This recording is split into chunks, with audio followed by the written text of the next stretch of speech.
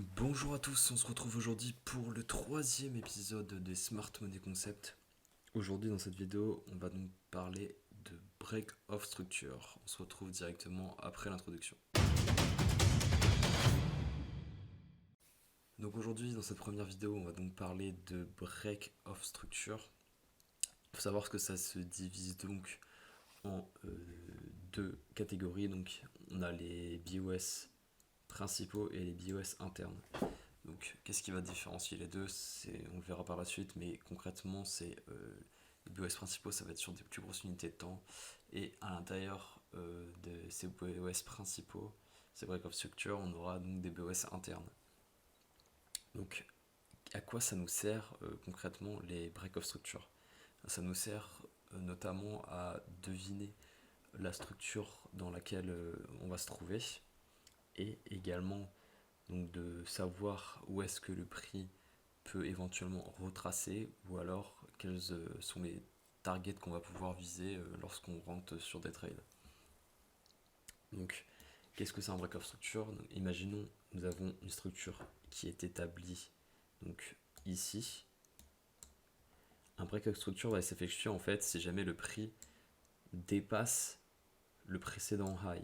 Donc par exemple nous avons ce high ici, donc ce higher high, qui définissait en fait notre précédente structure avec ce higher low ici. Et donc, à partir du moment où on break en fait le précédent high, on va donc créer une nouvelle structure. Donc, imaginons qu'on soit là comme ça. En fait, notre nouvelle structure va se trouver ici. Donc là, c'est par exemple c'est un break of structure dans une tendance haussière, mais il peut très bien avoir des break of structure dans une tendance baissière. Et ce qu'il faut savoir, c'est que dans ces break of structure-ci, on va avoir des break of structure internes. Donc par exemple, si jamais je prends cette partie-là d'action du prix, si on zoome à l'intérieur, on va peut-être avoir ce type de mouvement en fait.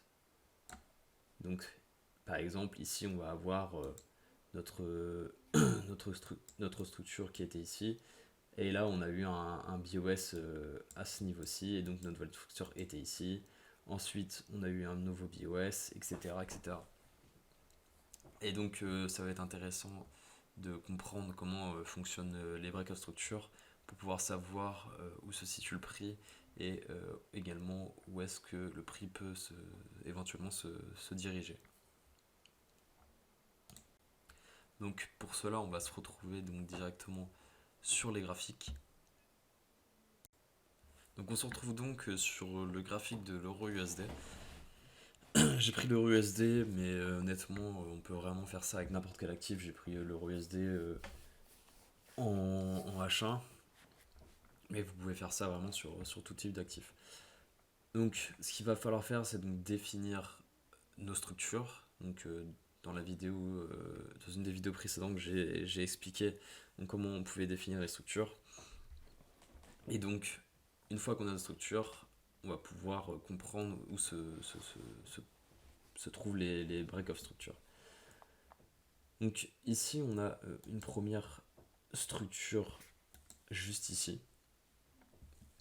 Où est-ce que cette structure-là, donc où est-ce qu'on est venu chercher le plus bas pour créer un break of structure? C'est juste à ce niveau-ci. Vous voyez bien que le prix vient casser ce précédent lot qui définissait notre structure H1. Et donc notre nouvelle structure va se trouver ici. Ensuite, est-ce que le prix casse notre structure ici? Non, parce qu'il ne va pas dépasser les précédents high. Sachant que moi je prends en compte les mèches. Et donc je vais attendre que le prix revienne break ces lots aussi. Donc à quel moment est-ce qu'il vient rebreak ce précédent lot? Eh bien c'est à partir de ce high là, on vient break donc à ce niveau-ci. Donc voilà, donc là par exemple, je pourrais continuer de le faire. Mais donc on voit bien qu'en fait on est dans une trend baissière et qu'à chaque fois, donc le prix, une fois qu'il vient break en fait la précédente structure, on voit qu'il retrace une partie du prix. Donc je sais pas si on pourrait par exemple prendre un Fibonacci.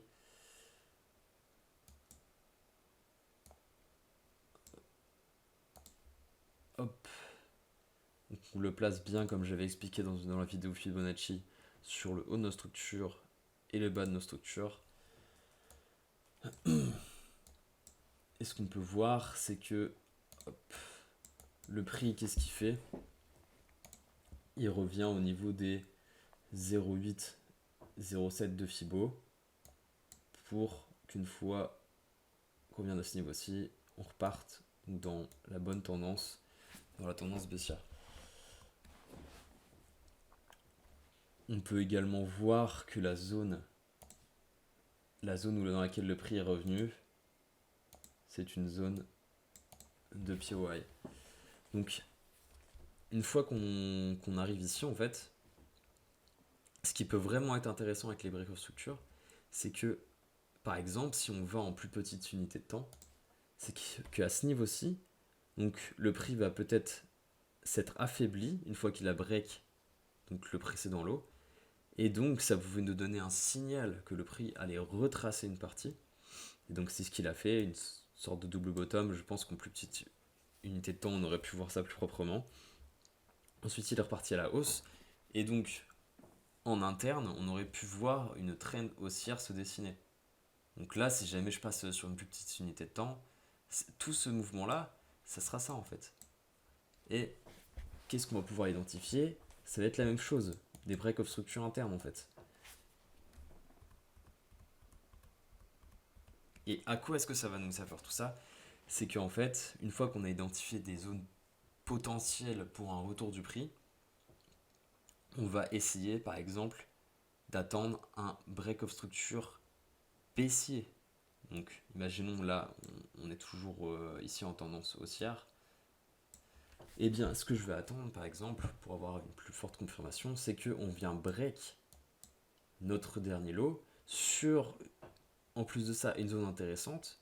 Ça, on peut ajouter d'autres confirmations comme par exemple des bougies ou des mèches qui montrent un rejet de prix. Et une fois que le prix vient break le précédent lot, là, hop, ça nous donne un petit signal. On peut se dire que le prix va donc repartir dans la tendance où on était précédemment. Et on pourrait éventuellement viser au moins les précédents lots. Pourquoi au moins les précédents lots? C'est parce qu'actuellement on est dans une tendance baissière. Et donc ce qui voudrait dire que le prix, c'est des probabilités. Évidemment, il pourrait repartir directement en tendance haussière, mais vu qu'on veut mettre toutes les probabilités de notre côté, on essaye de faire des trades avec un bon risk-reward. Et donc le prix pourrait potentiellement au moins à minima revenir sur les plus bas, voire même aller. Vous pouvez peut-être viser des zones plus intéressantes un peu plus bas. Sauf que là, après, il faut vraiment analyser sur des plus grosses unités de temps, voir s'il y a des zones de support où le prix serait potentiellement amené à atterrir. Et donc là, ce qu'on pourrait voir en plus petite unité de temps, comme je vous le disais, dans cette zone-là, c'est que, par exemple, ici, il y aura un break-up structure, et on pourrait éventuellement attendre que le prix revienne dans une zone intéressante pour, à ce moment-ci, rentrer en position vendeuse. Et excusez-moi, j'ai un bug de TradingView. Je reviens dans 2 secondes. Ok, c'est bon, tout est revenu. Donc, comme je disais, on pourrait attendre que le prix revienne sur des niveaux intéressants et on pourrait donc se positionner en short avec un stop sur le dernier high et viser donc les zones de plus bas.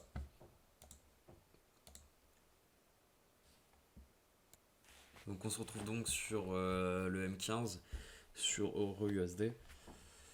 Donc comme je l'expliquais juste avant, le prix a donc fait un double bottom, donc certainement avec divergence. J'ai pas mis les indicateurs, mais on pourrait avoir eu éventuellement des confirmations. Donc après le break of structure, le prix s'est essoufflé et a donc retracé. Donc comme je l'expliquais, hop, on a donc notre break of structure par exemple interne qui s'effectue ici, et le prix une fois qu'il arrive en zone de POI, donc là c'est l'extrême POI comme je l'ai expliqué dans une des précédentes vidéos sur les smart money concept. Le prix vient donc mécher dans la zone, et en plus de ça on a une belle avalante derrière, Donc, ce qui fait qu'on aurait pu potentiellement donc, se positionner au niveau de la balance en short avec un TP qui aurait pu donc viser par exemple le comblement de cette grosse zone d'imbalance. Il y avait donc des bonnes probabilités de ce côté-ci. Donc personnellement, je pense que j'aurais pas forcément pris ce trade-ci, puisque la mèche, je la trouve pas très jolie et le prix va direct très vite en... à la vente. Et du coup, ça fait que le stop loss, là je l'ai placé ici, mais c'était quand même assez risqué personnellement. Bon, même s'il y a un RR de 3,38, je suis pas sûr que j'aurais pris ce trade là. J'aurais peut-être plutôt attendu un, un beau double top avec divergence en zone ou, comme je l'expliquais, un break of structure avec un retour sur zone pour, euh, pour pouvoir shorter tranquillement. Je vais essayer. Là, j'ai pris vraiment le premier graphique que j'ai vu et un exemple récent, mais je vais essayer de vous trouver un meilleur exemple sur une autre paire éventuellement et on se retrouve juste après. Donc on se retrouve donc sur le GBP USD pour un nouvel exemple qu'on a en M15. On va donc identifier nos structures. Donc on avait une structure ici, un break of structure donc à ce niveau-ci. Qu'est-ce qui a break ce précédent high? Donc c'est ce low-ci. Et on va donc essayer de chercher des potentiels achats, donc un essoufflement du prix. Donc comme on peut voir ici, le prix a fait deux belles mèches, double top, hop, retracement. Donc on peut placer notre Fibonacci sur le bas de notre structure et en haut. Et on va donc identifier nos différents points of interest. On avait donc ce point of interest à ce niveau-ci et un autre point of interest à ce niveau-ci. Hop. Et le prix est donc revenu donc dans notre zone premium. Hop. Pour ensuite venir combler toute l'imbalance qu'on avait donc ici à ce niveau-ci et à ce niveau-ci. Donc là, est-ce qu'on avait de l'imbalance? Non, on n'en avait pas. Donc honnêtement, ce point of interest là était moins intéressant que celui-ci, puisque là en fait on avait deux belles zones d'imbalance, donc ces deux zones là pouvaient être intéressantes. Une fois qu'on arrive dans cette zone-ci, on voit qu'on a une bougie d'incertitude, un doji d'incertitude, suivi d'une très grosse avalante. Donc cette bougie-là pouvait être un bon signal pour la reprise de la tendance haussière, puisqu'on était sur un très bon point of interest, situé dans une zone premium, juste avant de l'imbalance. Et donc le prix, une fois qu'il a comblé toute l'imbalance, qu'il est revenu sur le POI, qu'est-ce qu'il a fait? Eh ben, il est reparti donc refaire un break of structure pour continuer à ce niveau-ci, pour continuer la tendance haussière. Donc on aurait potentiellement pu venir chercher facilement ces niveaux-ci. Pourquoi ces niveaux-ci? Puisque comme vous l'avez vu dans la vidéo EQL et QH, ici on avait un bel EQH. Et donc vraiment là c'était vraiment toutes les probabilités de notre côté pour venir chercher tous ces points. On aurait pu potentiellement donc se positionner au niveau de la balance, mettre notre stop juste en bas de celle dernière au niveau de notre POI et on aurait au moins pu target l'IQH. Donc ça faisait un risk reward de 3 pour 3.3. Donc c'est tout à fait honnête pour un trade qui avait de fortes probabilités de se réaliser. Voilà. Je vais faire un petit bonus là pour vous montrer en fait certains pièges à éviter. C'était sur justement le dos ce matin, enfin il n'y a pas très très longtemps. Et en fait, donc, on avait donc une belle tendance haussière qui se dessinait. Et ici, donc, on peut identifier nos structures. Voilà. On voit que c'est ce niveau-ci que ça a break of structure. Et on pourrait se dire donc qu'on va rechercher des achats pour continuer la tendance. On pourrait se dire que ici, ça serait une très belle zone. Et qu'est-ce qu'on voit, c'est cette magnifique bougie là, qui vient combler toute l'imbalance quasiment et qui revient quasiment sur le point of interest. Sauf que par la suite, la trend ne continue pas du tout et tout se casse la gueule. Donc là, on pourrait péter son crâne et dire mais putain, mais c'est de la merde, ça marche pas cette technique là et tout, des break of structure. Parce que le prix, il aurait dû, donc avec cette magnifique bougie, repartir à la hausse. Sauf qu'en fait, ce qu'il faut faire attention, c'est que quand on trade, il faut aussi prendre en compte donc, bien le contexte actuel. Et ce qu'on voit en fait, c'est qu'il y a une très belle trendline sur laquelle le prix donc s'appuyait. Hop, hop. On voit qu'il continue à essayer de pousser. Et là, il a eu beaucoup de mal. Il commence à tomber. Et on arrive vers 14h. Donc généralement vers 14h sur le dos, ça bouge un petit peu. On approche du pré-market US. Et on a eu un break donc, de la trendline. Et en fait, ce que vous pouvez voir, cette bougie-là, en fait, cette bougie 1 minute, parce que je trade souvent en 1 minute, c'est en fait tout simplement la cassure de la trend et le pullback, en fait, qui s'effectue en quelques secondes. Et ensuite, une fois qu'on a eu la cassure de la trend et ce pullback, donc le prix est reparti à la baisse. Donc en fait, ce qu'il faut savoir, c'est que c'est bien de bien trouver des bons points d'entrée, des bonnes analyses, mais il faut analyser aussi ce qui se passe sur le prix dans sa globalité. Et donc faire attention. Donc à ce niveau-ci, au pire des cas, vous ne tradez pas la cassure de trendline. D'ailleurs, moi je trouve que c'est un peu piégeux de faire ce genre de trade. Mais que au contraire, ça vous sert plus d'indication en mode j'aurais peut-être pris ce trade là, sauf que déjà la bougie est très grande, donc votre stop loss aurait été beaucoup trop large. Et en plus de cela, faut pas oublier qu'on a quand même cassé une trendline avec donc 3 touches différentes qui soutenaient le prix. Donc pour une reprise haussière, c'est généralement pas très bon signe. Autre exemple que j'ai trouvé vraiment intéressant, c'est donc en M5 sur le dos, il n'y a pas si longtemps que ça, il y a quelques jours. On a donc notre structure à ce niveau-ci. Qu'est-ce qui vient break la structure? C'est donc ce high qui vient créer ce low. On cherche donc potentiellement à short lors du retracement. Donc le prix commence à retracer. Qu'est-ce qu'il nous fait? Il est en train de distribuer. Et là, qu'est-ce que vous vous dites vous en tant que personne ayant des connaissances en smart money concept? C'est que c'est en train de créer énormément d'equal high. Donc à ce niveau-ci, il y a énormément d'equal high. Et donc ça serait tentant de se positionner.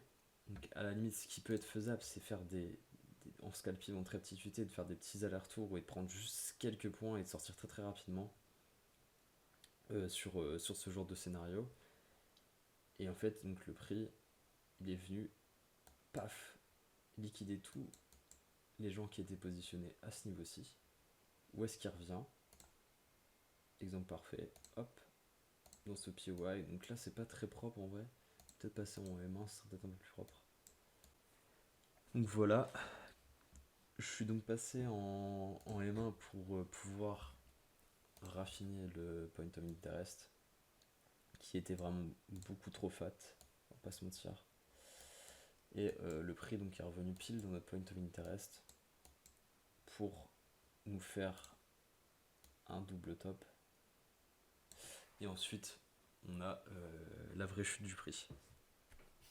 Là où les institutionnels se sont positionnés. Parce que là, tous les retails qui étaient positionnés donc, à ce niveau-ci, bah, avec un stop un peu plus haut, ils se sont tous fait sortir lorsque le prix est revenu dans notre zone de POI. Et ensuite, le prix est descendu. Donc, ce qu'on aurait pu potentiellement faire, si vous aviez peur de prendre un mouvement trop risqué, c'est rechercher d'autres zones, une fois qu'on a break off structure, d'autres zones de vente dans ces eaux-là. Et pareil, potentiellement, ça aurait pu être donc ce retour. Je vais arrêter de faire des gribouillages partout, sinon on va vraiment plus rien. Ce retour, donc à ce niveau-ci, c'était vraiment magnifique en vrai. Avec un beau double top, hop, le prix revient en zone de pied au high. Donc ça c'est pareil, c'est un BOS interne aussi. Donc là si on part sur une plus grosse UT, tout ce mouvement là ça va être une seule structure. Et là donc là en M1, on voit bien qu'en fait le prix nous fait un break of structure donc baissier.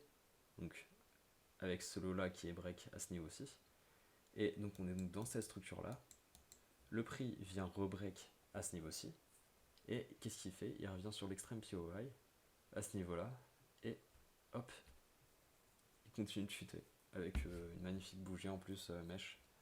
Donc c'est pour ça que c'est vraiment ultra important de bien pouvoir identifier les différents break of structure, savoir le mouvement sur les plus grosses UT et qu'est-ce qu'il est en train de faire pour pouvoir prendre le prix dans la bonne direction.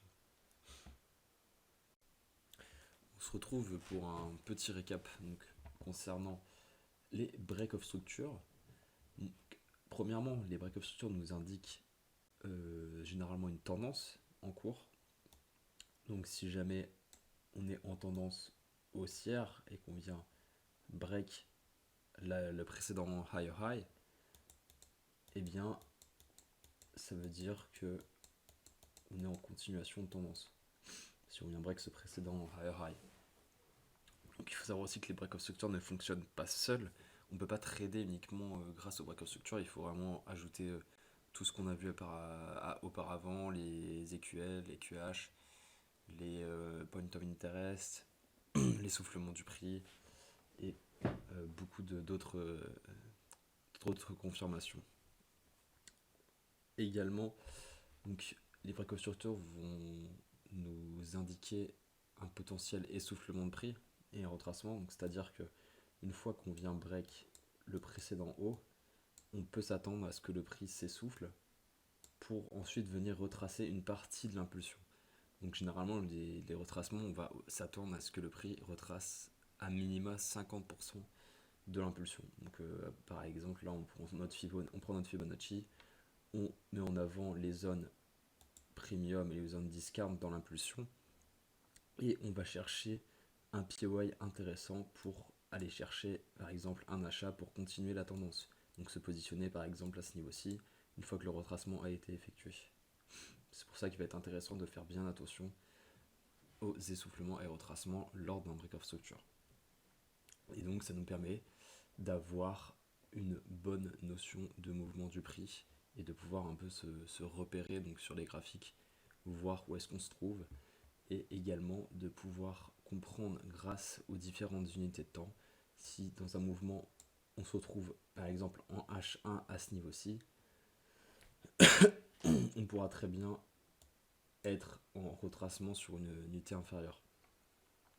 Par exemple ici on se retrouve en tendance baissière mais en plus petite unité de temps, on pourra très bien avoir des mouvements de la sorte et on pourra très bien avoir des mouvements qui vont être différents en fonction de l'UT dans laquelle on se trouve. Donc c'est pour ça qu'il faut essayer d'imbriquer les différentes UT pour pouvoir comprendre les mouvements actuels sur le prix. Et tout dépend aussi de votre style de trading, si vous êtes plutôt un trader scalp, intra ou swing.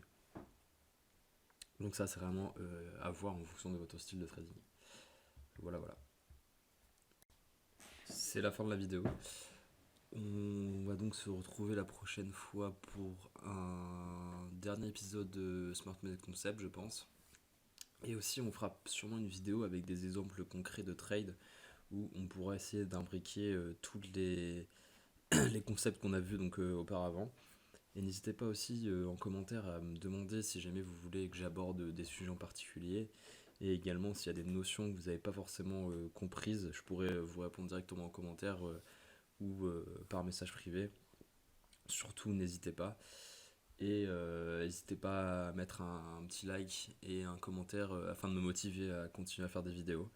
Sur ce, bah, je vous souhaite une bonne journée et on se retrouve la prochaine fois. Ciao!